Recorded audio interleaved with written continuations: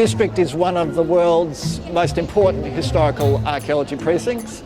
It was certainly the birth of archaeology in Melbourne and in Victoria, where in 1988-89 a large excavation was conducted here. And really for the first time, people realised that Melbourne does have historical archaeology. Archaeological ruins and artefacts were found across the site at that time, which people hadn't really seen before throughout Victoria. Prior to Australian Unity building their head office here, there's a requirement by law that we expose and record all of the significant archaeology on the site. And that's a process that will take anywhere from 6 or 8 weeks for us to finish all of that excavation and recording while we're here.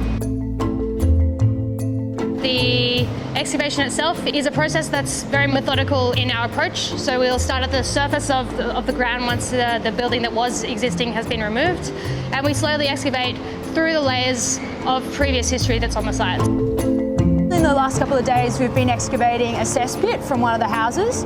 So for about the 1880s, everyone in Melbourne had a big drop toilet in their back garden. And then when they built the sewer system, they closed them all over and they put in all their rubbish, which we can now go and find. So yeah, we've been trying to hose down and find everything out of that we can.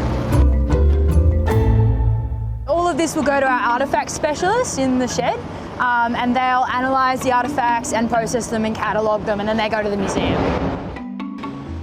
It's typically been thought that this area housed slums, brothels, a lot of people living in very high density housing, and particularly in the later years around the 1870s, 1880s, you were getting large numbers of people crammed into very small structures. So it's always been thought to be a very low class, very poor area.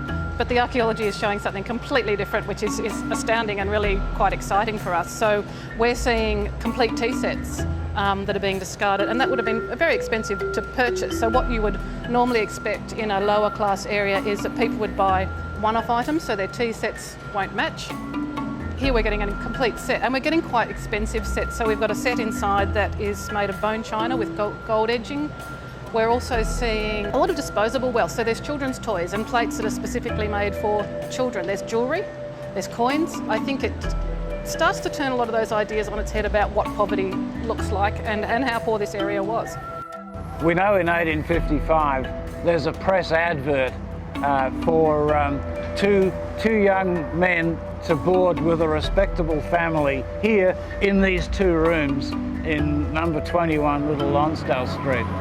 And that's just a typical example of the density of people living close together in the city. This precinct, the Little Lonsdale Street, Castleton Place area, just exemplifies what's happening in Melbourne during that really interesting time. The project we're doing now, 2017, really completes the investigation of this neighbourhood. It's probably the last part of the site that's got strong archaeological value is being investigated at the moment, and that's a great opportunity to complete the investigation of this city block and really get a detailed view of what was happening here since the period of European settlement.